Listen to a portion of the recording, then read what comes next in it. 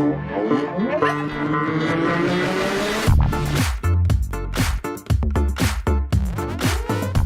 there, tribe. Welcome to this episode of Barrels and Business. As you know, if you've tuned in before, Barrels and Business is all about bringing you tangible tips on how you can grow and scale your business. Talk a lot of stuff about chasing barrels and having an epic surfing lifestyle, but it's also about how you can level up as a wetsuit CEO. So this is usually where I would say, hi, I'm Jade Green, your host of the Barrels and Business podcast. But I'm not Jade Green, host today. I'm going to be Jade Green, guest today. What I'm going to give you in this episode is a copy of the Superhuman Summit on Science and Spirituality, where I was interviewed by Alexandra Joy around why I believe we are souls here having a human experience, what that actually means, how do we live up to that expectation. We talk about manifestation and meditation in the Mindvalley 6 phase and all the things that we can do to live more congruently, be more productive, and really have more happiness.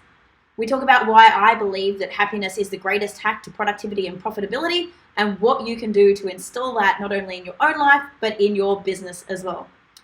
Anyway, I hope you enjoy it. It was kind of requested by the tribe that we show a little bit more about who I am and what I do and why I do it. So this is a little taster of me. I'd love to know in the comments below what you loved about this episode and what your key takeaways are. Okay, enjoy. Hello, delicious superhumans. Yay! It is so amazing to be back with all of you again. It only feels like yesterday that we did our very first summit earlier in the year, the very first Superhuman Summit. And this time is going to be the bomb because this series is all about science and spirituality. I'm AJ and I'm one of the co-hosts of the summit. My colleague Michelle Crawford is the other co-host, and you'll be seeing much more of her throughout today, tomorrow, and the next day. We are going to be streaming to you live every day here in Facebook land and on Zoom. We've got our superhuman capes on ready to go. We are pumped and we have the most magnificent lineup of 20 speakers who are the top of their fields. They are going to discombobulate your brain and crack open your hearts. That's what we're hoping for this summit. And so first, with anything that we do and partake in, I'd love everyone to just take a moment, perhaps even to close down your eyes or just take a nice deep breath and to acknowledge the traditional owners of the land on which we meet. I'm on the Awabakal land right now. We're going to be speaking to speakers all around the world. And I want to pay my respects to all elders past, present, and emerging all around the world, wherever they are. And we thank you for your wisdom and the knowledge that we bring to everything we do today. So, blessings to all of you and welcome. Now, you will see on the dual screen here, I have this most delightful, wherever she is on your screen, I have this delightful woman ahead of me, Jade Green. Welcome, Jade. Thank you so much for having me, AJ. I'm absolutely pumped to be here. And I must say, just humbled to be invited to speak alongside some amazing humans that you've got gathered for this event. Yeah, we've got some super awesome humans. And we thought we would start with you. Why not begin with someone who is as high-powered as you, and you also have a high-powered environment behind you. Now, you're in Queensland or the Gold Coast, aren't you, in Australia? I am. Yeah, I'm on the beautiful Gold Coast. And we can see the beach there. So what better way to start talking about science and spirituality than bringing a bit of nature and earth into us as well. Now, Jade is going to talk to us today about manifestation, mindset, and the Mindvalley 6 phase meditation practice. Try saying that after a drink. But before we get into that, I want to give a little quick background to the summit, and then also we're going to dig in and find out a bit more about Jade and where she comes from and how she comes to be here standing before you today. So firstly, the summit The very first one that Michelle and I conducted earlier this year, we had 40 speakers over 8 days. What were we thinking? We didn't sleep or eat throughout those 8 days, but we had an absolute bomb. And we know some of you that are in the background there joined us for the whole journey. And we did that as a response to COVID, because we really found people were struggling. They felt challenged by what was going on in the world. They wanted to stay connected with everyone. And really, people were just looking for an opportunity to have something positive ahead of them. And in the same way, we wanted to allow speakers an opportunity to share what they do best. And given we couldn't do conferences and be in person, we wanted to create a platform that allowed us to do that. And so it was so well received, and we had so much great feedback. We had people from 16 countries, 3,500 people last time jump online, that we were so super pumped we wanted to do it again. And Michelle and I have been talking all year, and more we see this blend, or what we call the meeting of two. We see science-based business and all of those things that are very left brain logic. And then we see the creative, the spiritual, the connected, the tapped in. And we see how often those two worlds are very much looked as separate. And we want to do what we can to help them come together, the meeting of two, because it's when we start to blend science and spirituality, it's when we start to blend the logic and the creative, that magic can happen, and we can transform the world, and we can overcome the challenges of the world that we've been facing. And so let's begin with the beautiful, delicious Jade here. So Jade, tell us a bit about, how did you even get to be a coach and get into the business of, you know, really helping business leaders make kick-ass plans, get really disciplined, and create a life and a business that's bliss? And tell us a bit about, you know, what's that background for you? Okay, beautiful. So I think I've always been a bit of an entrepreneur at heart. I had my first 2 businesses at 21, so 21 years ago now. And it really was about just making a decision and going for it, and not being limited. And I suppose even back then, manifesting, like I would have a vision, or I'd set a goal, and I would just be open to how that could come in, and look for opportunity. And we'll talk a little bit more about that later on. So I had a couple of businesses then, and then I got into recruitment for 13 years. And in recruitment, I got to see every industry you could imagine. So I was a specialist sales and executive recruiter, and I built a couple of different recruitment firms. And by doing that, really did see different industries, distribution models, sales structures, marketing, internal cultures. So that gave me a really great foundation for moving into being a business coach. The thing is, though, I had an epic meltdown. So things, snot pouring out of the face, hives, complete hives, panic attacks, divorce. Obviously, we've got to throw a divorce in there.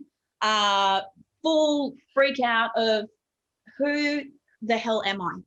I woke up one day and I was just like, I have a gorgeous glitter orange sports car. I have an apartment that looks at the Sydney Harbour Bridge.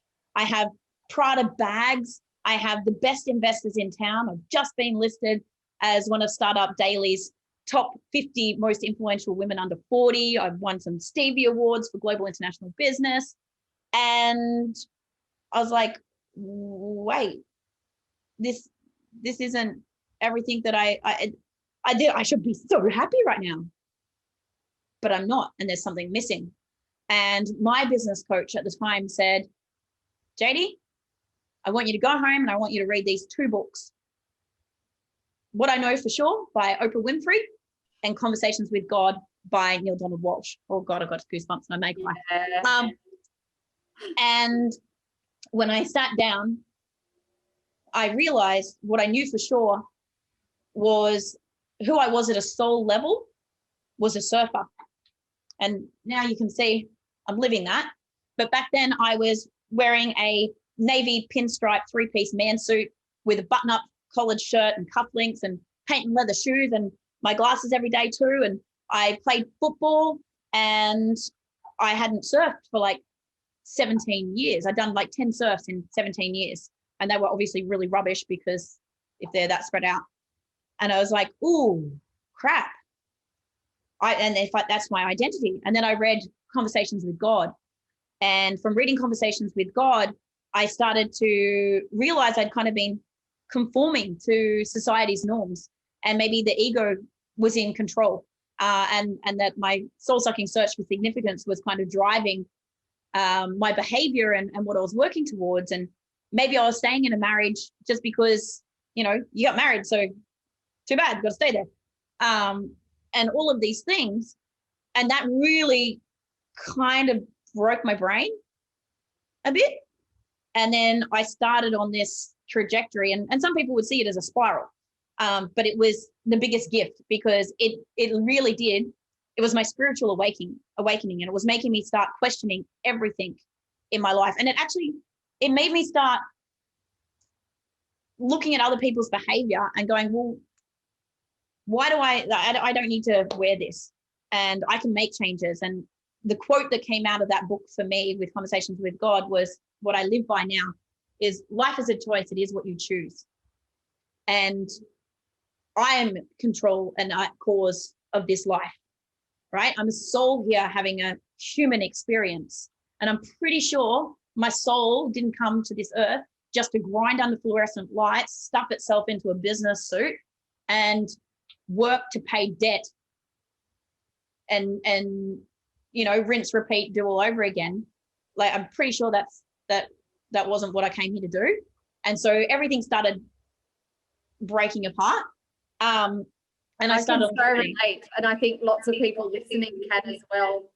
I know Nicole Turnbull just said the gift of the spiral, and for many of us, we've been corporate refugees. I was the same and experienced adrenal fatigue, complete burnout. I would have told you I was okay, but if you looked at my health stats, everything was flatlined, to the extent where I lost female hormones, adrenals were shot. So I think lots of people are relating to you. I still don't mind a pinstripe suit often, but I'll wear it with jeans and sneakers.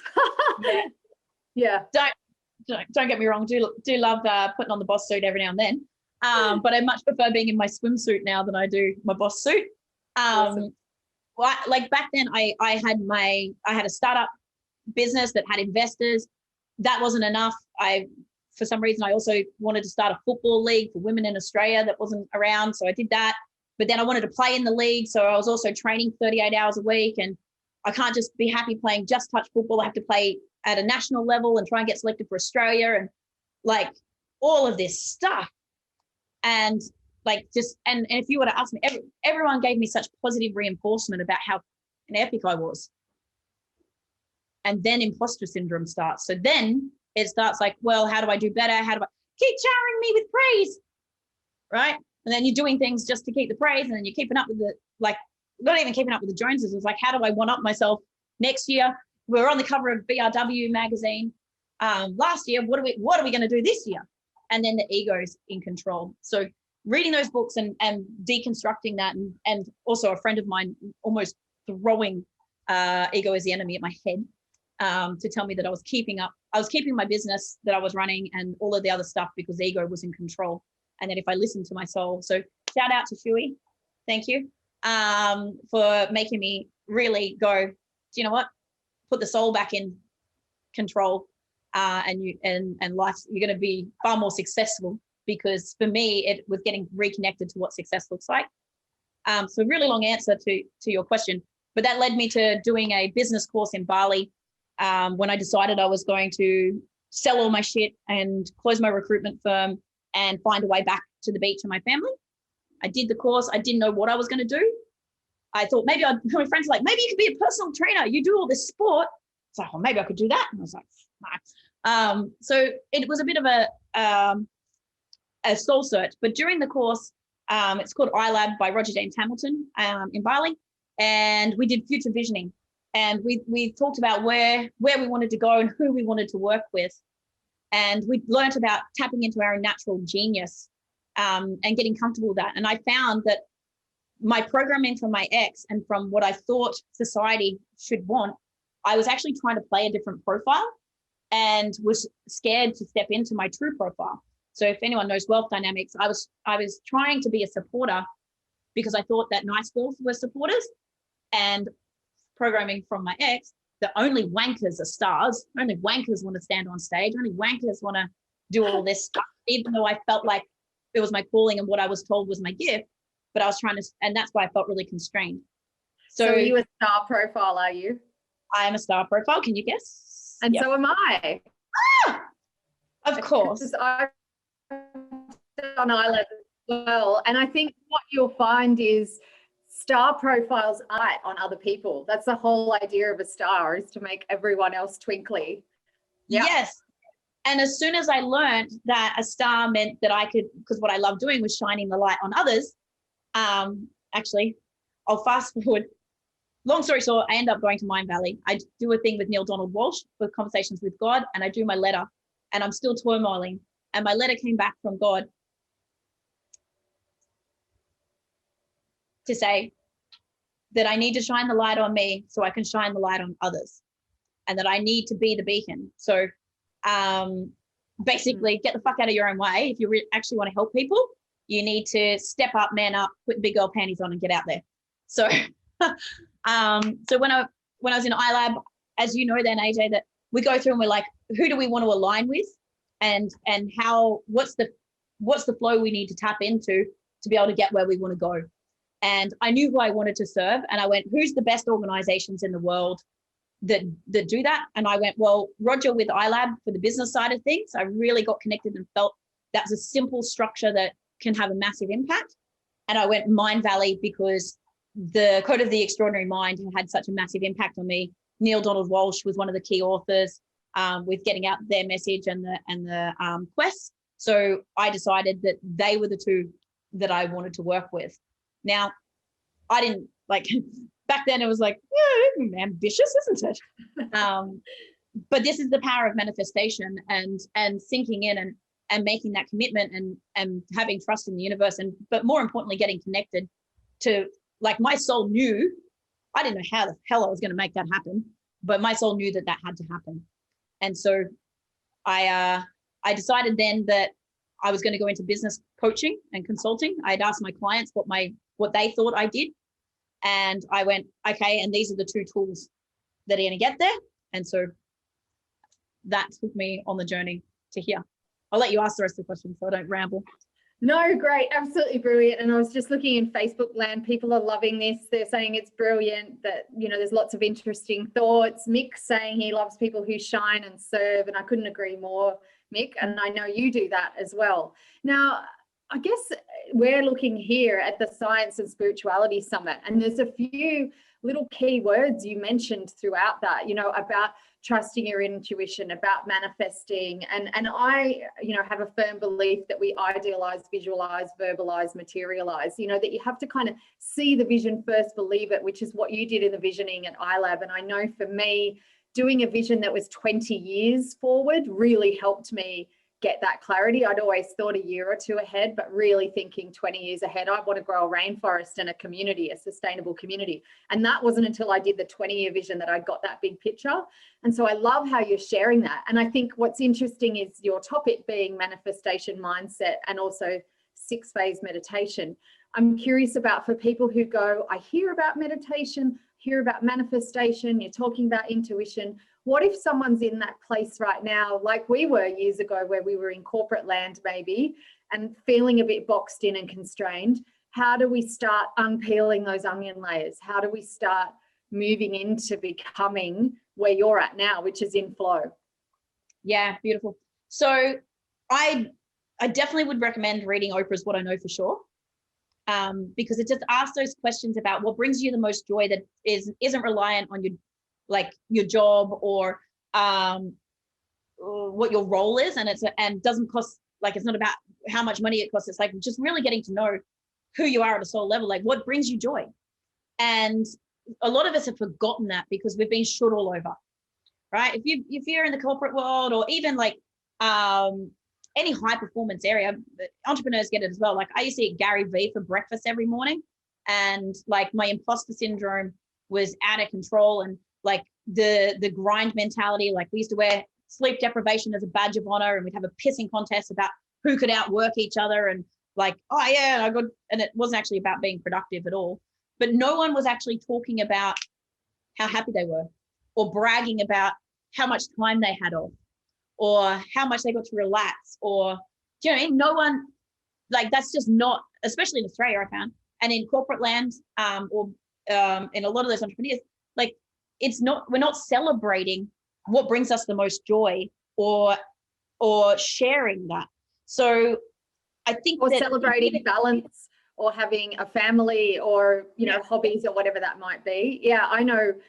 I would say the same. And even clients today will often say, oh, I've got so many days of holidays racked up, you know, that I'll probably never use. And I'm like, well, that's actually not smart, and not healthy, and not serving. No, not at all. And so I'd say be the change you want to see in the world. So start doing it yourself, right? It's going to feel uncomfortable, but if someone talks about, like, how, you know, how hard they've worked or how shit they was, ask them about how productive they were, or start trying to encourage other people around you to have more gratitude around the different things, rather than, like, if we shine the light on the negative, then we're going to get more negative, and we start looking for negatives, right? Because then we are programming our reticulator activated memory to look for more negative shit. So let's start using the language of more positive stuff, and let's start sharing when, like, and saying, like, actually, I'm really proud that this week I didn't work all weekend, not one little bit.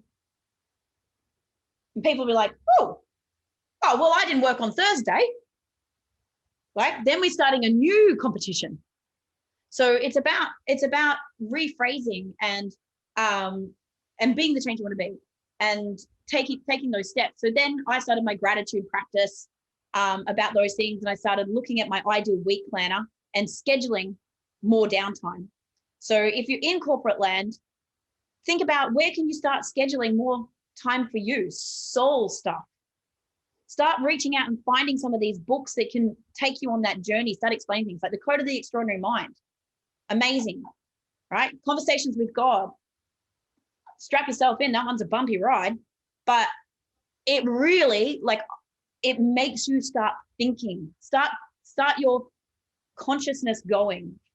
Sorry, I lost what your question was, AJ. I went on rant. All good. I was kind of getting into, what about people who are in that space, in corporate land still, or in a day job, or maybe just starting to dip their toe into, because some of the words you're using are spirituality kind of words, but you're also in a business sense. So you really do that meeting of two. And so I'm just curious about, how do people start getting into understanding, tapping into intuition, finding their flow and balance? Yeah, beautiful.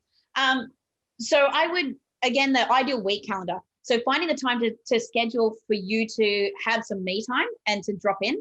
And even if it's like, if you're like, oh, I'm ADD, right? And trying to tell me way back to meditate, I still can't just do a sit and meditate.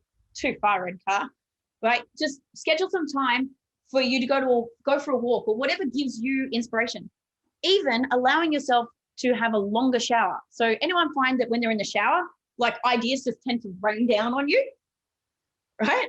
For me, if I just go and sit on the floor of the shower, inspiration and ideas come through. It's kind of like I'm feeling the water on my skin. I'm kind of getting a little bit more out of my head and into my body, and that allows something to come through. So just start to notice, where do you feel most inspired, and when do you feel most relaxed and most comfortable in you? So maybe it's a beach walk, maybe it's a push bike ride, maybe it's a bath, like something where you can quiet yourself. I find personally, doing something with my body that kind of disconnects the thinking brain allows my intuition and source to come through a little bit more. So now going for a surf, but I know just jumping in the shower, if I allow myself just the relaxation time, and like, I think it's because there's some sort of sensory thing for me. Walking on the beach where my eyes are scanning is allowing a different sort of process. So first, it's about giving yourself the space and the time and the permission, right? And not going, oh, I feel bad about this, because if you're in anxiety land about it, then that's not going to tap in. And then as you go through your day, recognizing, okay, you got to a set of traffic lights. Did your gut say turn left or turn right? And then ask yourself afterwards, was it the right decision or the wrong decision? So we all get, some of them, sometimes we get it in our gut, sometimes we feel it in our heart. Like, there's different parts of your body, different people will feel like for me, goosebumps. Like if I get goosebumps, I know I'm on the right track. Absolutely. If I start to, like, if I'm going to vomit, then I really know that I've hit a resistance and that's the path I need to go. If I go, oh, it's going to make me vomit, like that for me is intuition and soul giving me a kick. But that gut feeling, and just start taking note of it. So when you've gone through the day, even with a sales call or a meeting, like if you have a feeling, just recognize it, and then you can start tuning into that a little bit more and practicing it. So write it down at the end of the day. So many synchronicities going off, and there's people starting to chat as well on Facebook. I know synchronicities for me, I call goosebumps truth bumps. So I know when I'm in truth or something's true. If someone else speaks something, when I get those chills, and Michelle and I often talk about that. Same thing, walking in the beach or the bush for me, you know, surrounding and immersing in nature. And I was only talking to someone on the weekend about how much showers supported them when they're, you know, trying to move through something or anxiety, or just trying to, you know, get a clearer vision or calm down their system. And that's because of the negative ions in a shower and what it actually does. So you're right, it's totally sensory. There's science part. I didn't even know what it was. Behind the spirituality of a shower. And I know there are people, somebody saying long baths as well. And I think Noshi said long showers. So that's great, Nosh. Showers are actually the best because they do literally wash away negative ions and they go down the plug hole. So there's a whole lot of research behind what a shower actually does to cleanse. Now, we've got a question as well from Marlon. So if you're happy to, let's segue and let our viewers kind of play, because we like to keep things live. Oh, we're here for the people. So whatever works for you. So the beautiful Marlon, who has been with us since the first summit, has said, how does someone who is stuck in the hamster wheel even know how to pull out of it? You know, so does a meltdown prepare someone for the change? And I know you often hear that concept of you've got to have a breakdown before you can have a breakthrough. But what Marlon's asking is, if they're in the hamster wheel, how do they even know how to kind of pull out of it? Yeah, cool. So there's Kensho and Satori for growth. Like Kensho is like being like through pain, and Satori is like the longer version. So if you're on the hamster wheel though, if you can start recognizing it, start looking for the signs that the universe is giving you before it smacks you with the Mack truck. For me, if I reflect backwards, I go, oh yeah, it was that time that my ankle got torn to shreds and had to have reconstructed, and it wanted me to slow down, and I just kept on slamming on through. That didn't work. So then we tore an MCL, and then we did something else, and then a car backed over me. But I was just not listening to the universe saying, slow down. Right? I was flying off to help sisters and that. So I just wasn't listening to the universe. So I'd say for everyone right now on the call, just take a minute and reflect back over the last year. Is there any time that the universe has kind of like tapped you on the shoulder and it's like, excuse me, you're not on the right course. I'm going to try and reconnect you. And then maybe it's hit you a little bit harder. Like, I'm going to sound really out there right now, but if you read Conversations with God, you'll probably be on board with this. But coronavirus, the universe said, you know what? None of you guys are listening. So we're just going to smack you all down. We're going to send you back to your room to think about what you've done. And then we didn't quite get the message. So she's like, you know what? Just going to keep on going until you actually listen, pay attention, slow down, stop screwing the world up, right? So really though, think about for you, where has the soul tapped you to try and recorrect your course? And you'll know in your gut where it was. And then it's about going, okay, what am I willing to do about this? Or just giving yourself the permission to explore it. So you might think it's a step too far, but just reach out and grab one book and tap in. Just start listening to a podcast or doing a quest on Mindvalley or something like that. Just to dip your toe in the water and see if you like the temperature, right? But it really is about you questioning the bullshit rules of society. Like, start with the Code of Extraordinary Mind, maybe, because it's a great starting point to all of these further concepts. But going, right, where have I taken on program from the bullshit rules of society? When am I doing shit that doesn't actually make me happy? And just journal on that every day. And that will, like, So soon enough, you'll have one toe off the hamster wheel, and then there'll be an ankle off. Next minute, you're going to dive right out of there. And it's excellent. I don't like this. Get off. People are loving this and saying meltdowns not recommended. Some people have been through School of Hard Knocks, all of those sorts of things. And interestingly, an ankle injury you were saying, and that I was talking to someone else on the weekend who'd had an ankle injury. And in Louise Hay's kind of book where she talks about what different body parts and injuries and illnesses mean, an ankle is inflexibility and guilt and the inability to receive pleasure. So it's fascinating, right? That's kind of part of your Mack truck. Wow, I had no idea about that. And I'd done some serious injuries before that. I've fractured my spine and everything, but that was a catalyst. There you go. So, short of getting hit by the Mack truck, we've got to start looking for the clues. We do need to breathe and pause long enough to start hearing those clues. And often when we're in corporate land and Western world, it encourages us to be in our head. And so I know I was a headless chook for a long time. I survived on intellect, and on David Hawkins' scale of frequency, 400 is as high as you can get out of 1,000 with intellect. And to go above, you have to get into your heart. You have to bow the wisdom of your head to the wisdom of your heart. You cannot go beyond 400 without it. And so meditation for me has been one of the best ways of doing that, and asking questions and listening to my intuition and allowing things to bubble up to the surface. And so do you want to share a bit about Mindvalley's 6-phase meditation practice, or how that's supported you in transforming what you've done? Beautiful. I'd love everyone into the chat box just to raise a hand if they're ADD at all, any level of ADD or inability to sit still.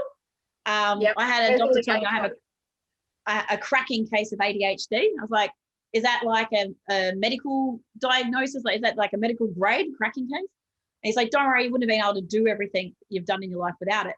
But what that meant to me is, and actually, if I go further, it's actually my super fear of being stuck with myself that prevented me from being able to meditate. What I thought meditate, because I thought meditate had to sit there and not think about anything. And I'm like, oh, I don't want to be alone with my thoughts. The bitch in here is crazy. There's just so much going on, and how am I going to come? And my back hurts and everything aches if I sit still, and I don't want to do it. And then I'm being lazy. That's just being lazy. So I just that's what was presenting. And I knew all the top entrepreneurs did it, but I was like, but they're special. They're special, those people. And so for me, finding the Mindvalley 6 phase was it's literally, I can't even tell you, it's transformed my life, and which is why I teach it now. And because it's a guided active meditation that's grounded in the science, it's something that I could get my brain around, and I didn't feel lazy, and I didn't even notice I was sitting still. And time went like this, and I just got goosebumps again. The 6 phase can take as short as 20 minutes, or if you're guiding yourself, you can take it 40 minutes, whatever. You can do it as 15 minutes. But what I love about it is it does tap all of the 6 human needs and the science behind that. So we've got compassion, we've got forgiveness, we've got gratitude, we've got visioning and future visioning, we've got crafting our own ideal day. So kind of like your Esther Hicks and abundance, and your bringing in, and then the blessing and talking to your higher source. So there is so much science behind forgiveness.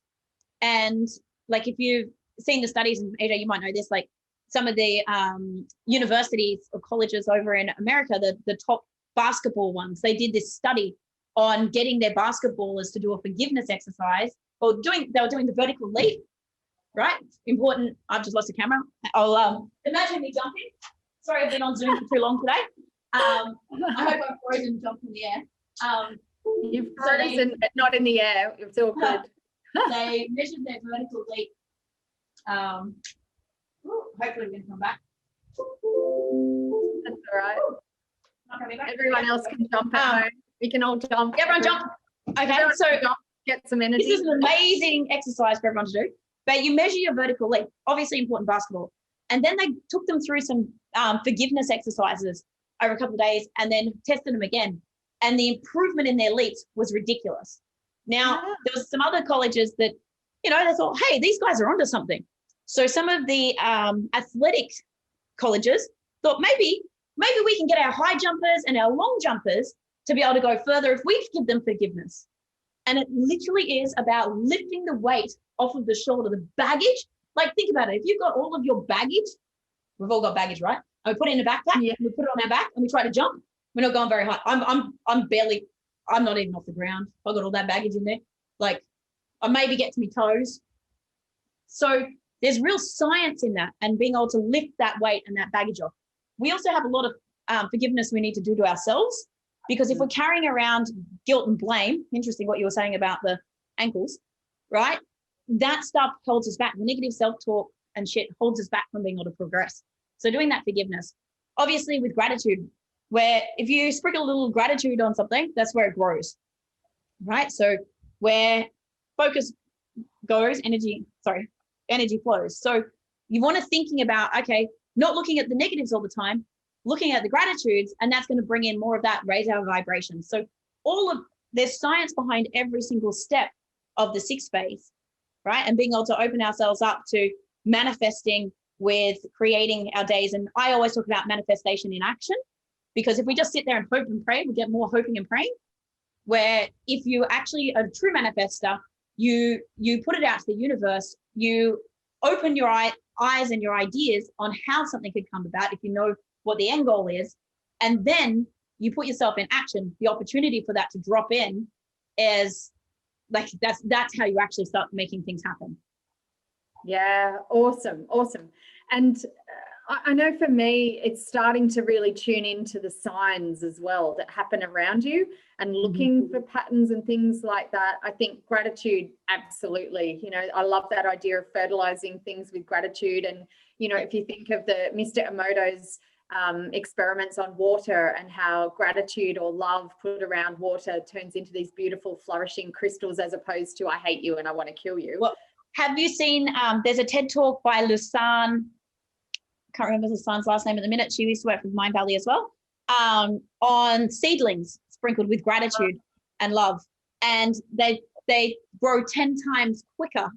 Like, there's the real science behind this, like seedlings actually growing because of the gratitude and the words that are sprinkled upon them, and the intent, the energy that's radiated.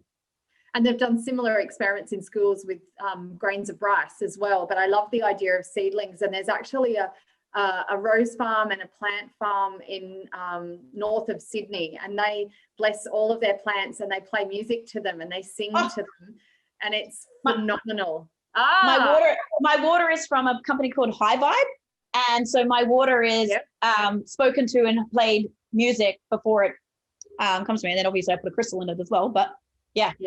There you go. And so lots of people are going to be going, okay, this is getting a bit woo-woo, or, how do I start grounding this? And I can see Enrique is online as well, who is one of our next speakers. So hey to you. And he's saying gratitude energy impacts us at a cellular level. It so does. And we're primarily water inside us. So it absolutely does. It's far more powerful words than we can ever imagine. So how does the 6 phase meditation work, or can you recommend where people can go and partake in it, and how that might support them in finding a grounded practice and a way of doing something to bring in some of this good juju? And as I was saying, I look for signs. Marlon was asking, how do you find those signals and signs? I know for me, it shows up everywhere. It could be a number plate in the car in front of me. It could be a bird that lands. I see a crow every day. No matter where I am, a crow will come and land in front of me. And so, it's just whatever signs you start to notice that work for you. I've got a friend, Christine, who's on the summit tomorrow, and she always finds white feathers everywhere she goes. So, for me, I've got to be connected to the water.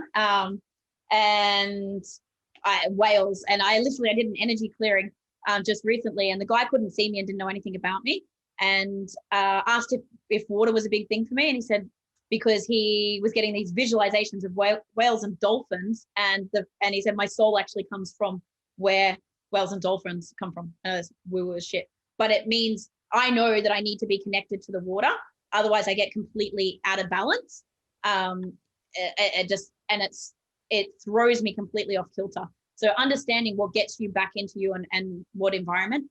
And I'd say journaling, in terms of, at the end of the day, reflecting back on what worked and what didn't work during the day, and was there any of those signs, and starting to look for the patterns and just open up your mind, and then it will become second nature. Like, you'll then know that that's your thing. Like, my friend, she knows if she sees butterflies, like, just butterflies just appear, and it's just like, we were in random places in Europe, and we're like, where did that, like, we were on a boat in the middle of the ocean in Croatia, and a butterfly came past, and we're like, how did it get out here? But you'll start to tap in.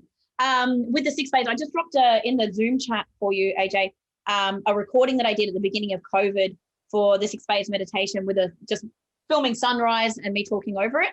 And if anyone wants it, I've also got sessions on like the breakdown of how to do each of the phases correctly and why it's important. But you can grab the Code of the Extraordinary Mind as a book. It's broken down in there as well. But really, what free recording, just start listening to it, and it'll walk you through it. Set aside 20 minutes and sit and do it.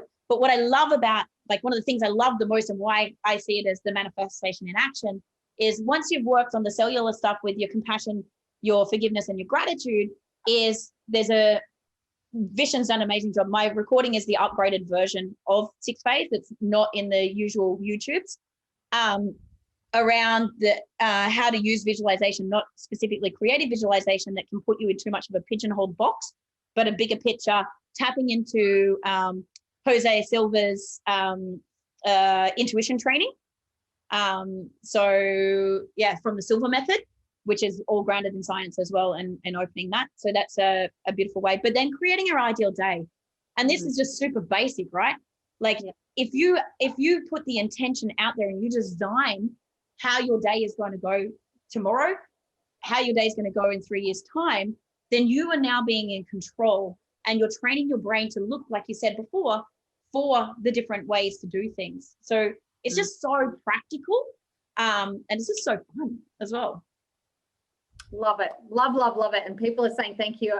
Everyone in Facebook land, I've just popped that link there for you, jadegreen.com.au if you're listening in later, /6 phase, the number 6 and then phase. And also you just mentioned the Silva method, and I understand that's SILVA, isn't it? If people are trying to Google or look for that as well. Yeah, so people are saying thanks for sharing that. And we love practical tools. We love a meditation or something that we can take as part of our journey. And I think it's really important to remember that meditation is a practice, and to not beat yourself up. And as a yoga therapist, when I'm often teaching people to meditate or talking about meditation, I say that whole idea of stopping your mind is a fallacy, because it's an automatic thing, like our heartbeat is. We can't stop our heart beating. We can't stop our mind thinking. But what we can do is quieten down the sensories of what's going on in our body, and just notice the thoughts and let them pass by. So it's not identifying, which is also what you were talking about, Jade, earlier, about not being in your ego.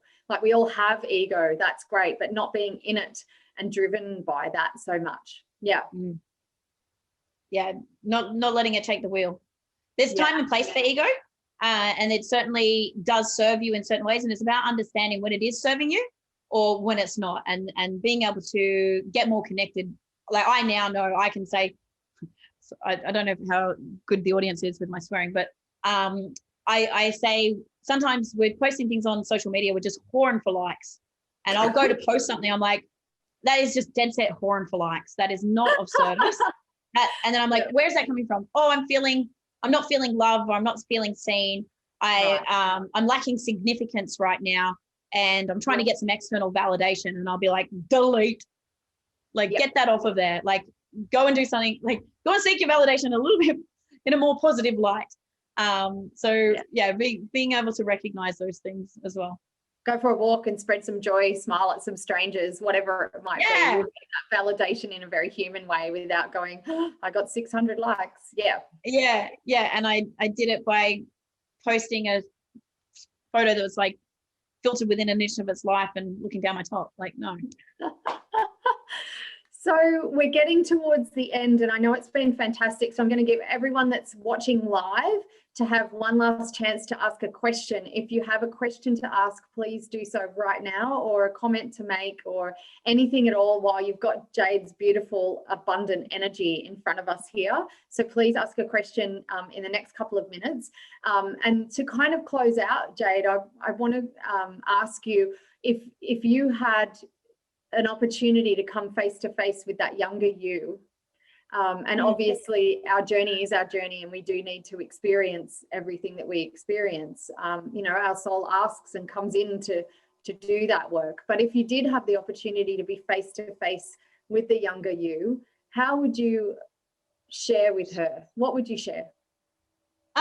It's really funny because I was having this conversation with a couple of kids last night, actually, around would you prefer to have a rewind button or a pause button on your life, and what would you do? And although my story is from trailer and trauma to triumph, I wouldn't change a thing, because everything happens for a reason. And whatever it is that's happened to me in the past has led me to where I am today. And for whatever reason, my soul wanted to experience that, or maybe I had a soul contract with someone else that I agreed to, or goosebumps, to be a part of. So understanding that we are always at cause, and whether it's right now in this moment or maybe a soul contract that we had previously, we need to recognize that. What I would say to myself though is to understand when ego is driving, and if I could have learnt that a little bit earlier, I think my trajectory could have been faster. And the number one thing is, and this is maybe just a list for now even, realize that everybody else has their own soul's journey as well. And that, you know, we have to give them permission to do it. And we can't take responsibility for everyone else's journey. That's some powerful stuff there. Jenny Taylor's saying goosebumps right there. I know other people, there's lots of love hearts going off on Facebook.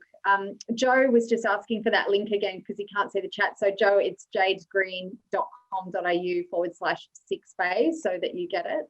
And we've got a question, and I think this is going to be an awesome question. Thank you, Marlon, you're the bomb. An awesome question to kind of close out and round out with you, our inaugural first speaker for this amazing summit, Jade. And what Marlon's asked is, where do you see yourself in 10 years? What's your 10-year vision now? Yeah, beautiful. So I get so excited. So my 10-year vision is to create a co-live, co-work, co-parent, co-buy, co-experience venues. Ideally, I see 5 around the world in beaches that I love. And I believe that it takes a village to raise a child, and that we need to consume less and give more, and get back to a little bit of that tribe mentality. So I would be setting up these villages, I call them, around the world, and running it so that it's kind of like a timeshare. So families, and you don't have to have kids to be a part of the family, but can go like timeshare, like maybe go for 3 months in residence. People that are doing startups, they might want to go, and kids can move around, and they go through the same type of education together so they can go around. But everyone is sharing their own knowledge and their skill, and we trade time for time, not just time for money. So if you are a lawyer but you need a babysitter, an hour for an hour. So yeah, so that's my big picture. But ultimately, I feel that I wake up every day to help people realize that life is a choice. It is what you choose, and your past does not define you. And that to help people get back into realizing we're a soul here, having a human experience. So as long as I'm still doing that, I'm on path. Awesome. And I know our lives are probably doing a similar trajectory in our own space and place. I've just bought land to create a bit of community like that, and I see others happening as well. So, and I know some other people on here who are saying love it and trading, you know, time for time, or love for love, right? is something up their alley as well. We did have one other question, which I'm sorry, Kim, we only just got to. So if you can answer in a minute or so, are you living your ideal day now, or is it the long game for you? I am almost perfectly living my ideal day. The only thing that I need to strip out, I do over deliver, and because I absolutely love what I do. But if I'm going to practice what I preach more, I need to actually just take a little bit more soul time and me time. So, but as of today, I have structured that in. Like, I've been for surf coaching this morning. So my mornings are really blocked out for my ideals. And then tonight I've got a shut off time as well. And so I've got that in for the next, it's built out for my ideal week planner. So short answer is yes.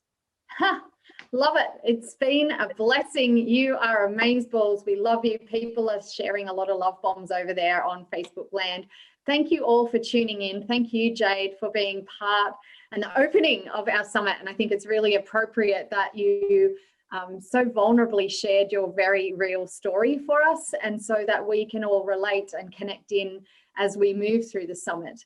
Coming up next, we've got Richard Clayton. So on the hour will be Richard Clayton, and he's going to talk about extended intelligence and the complex adaptive organization. Ooh, so we're really shifting up with lots of different topics here today. This has been amazing. Can't wait to see you out on the waves sometime, Jade, and maybe we can visit each other's collective communal spaces in future. It's been a pleasure. Thank you to everyone who's watching, and we will see you all with the next speaker or throughout as you jump in and out of the Superhuman Summit. Big love to you all. Big love. Thanks, guys. Bye. Bye. Hey there, barrel chasing business owners. Thank you so much for tuning into this episode of the show.